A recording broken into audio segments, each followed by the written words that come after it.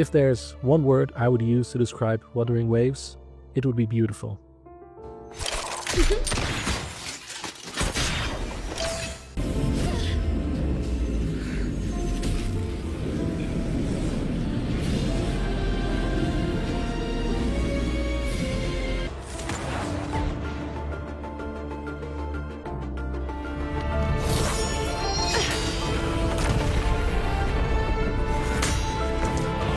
Amazingly fun combat and rich storytelling aside, Wuthering Waves knows how to take your breath away, with every new locale added and expanded. From the modern and synthetic art style of Jinzhou, and the hauntingly beautiful ruins of the Portier de Guizhou, to the immense science fiction vibes of the Tethys Deep and the sheer fantasy beauty of Ragusa. But what amazes me the most about the looks of Wuthering Waves is how it's all so different, yet works so well together. If you show any non-players some still images of the different regions, especially the architecture, they might think they're completely different games altogether. Take the region of Haolong, where our journey started. The colors are muted, there's ruins of modern urban cities everywhere, and even the buildings are seemingly made from cheap metals and polymers. Soldiers are seen patrolling everywhere, and there's a war-torn section of the map. The entire region has a semi-post-apocalyptic feeling to it, as it feels like the height of the region is long gone. It's very reminiscent of the art style of Punishing Grey Raven, also made by Kuro Games.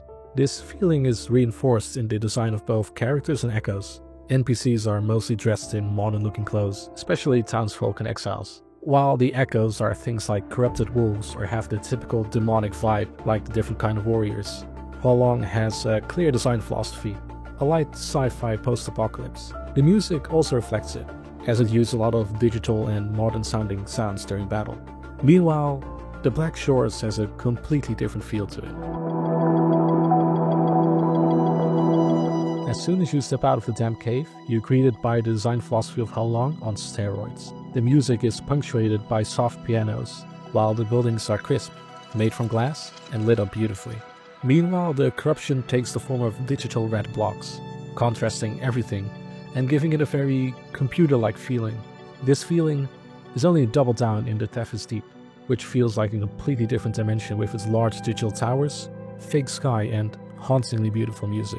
The Black Shores is immense sci-fi, which makes sense considering the organization's lore and Rover's role in it.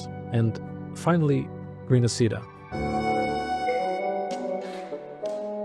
The latest region to be added in version 2.0, whose story we're currently exploring. Renacida sets itself apart from any other region in the game due to its heavy Italian Renaissance aesthetics, taking a massive step back from the sci-fi influences of the other two regions. Take the main city of Ragusa, for example. The entire city is based off of Italian cities like Venice and Florence, with its large canals and massive cathedrals.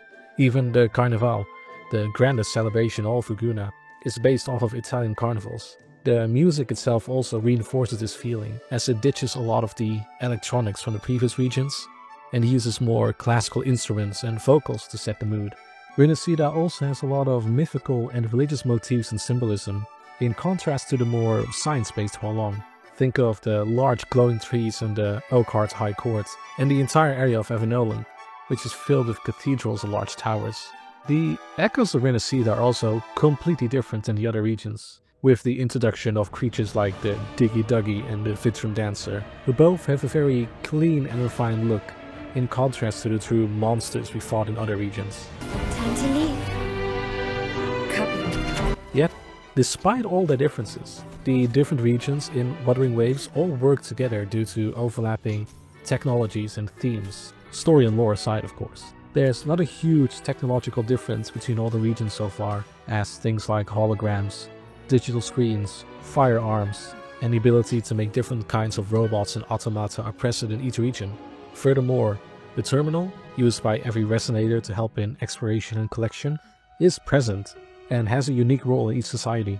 Another more abstract art style decision that helps blend each area together is the use of colors, especially in the sky and when using powerful effects in battles, as bright and flashy colors everywhere. It just helps make everything feel coherent in some way. It's kind of hard to explain really, it just works. What also helps make the change less jarring is the fact that every region is separated by the ocean. You can't just walk from one region to the other. which makes the shift in art style and vibe and theming less jarring and intense. It's not like you're walking in dark green grass from Renacida at one point and then walking to the war-torn ruins in Halong the next. This is something I think Wuthering Waves does better than the game it's most often compared to, Genshin Impact, a game I also deeply enjoy and love. With Genshin's different nations, there's a lot more of a technological and thematic difference. Recent regions like Natlan and Fontaine feel leagues ahead from others like Inazuma and Mondstadt, as they have things like robots and motorcycles compared to the more medieval or classical fantasy elements of Mondstadt and Inazuma.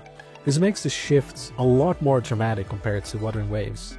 While Genshin is trying to fix it by adding sort of transitional areas in between the nations, it still sometimes just doesn't add up.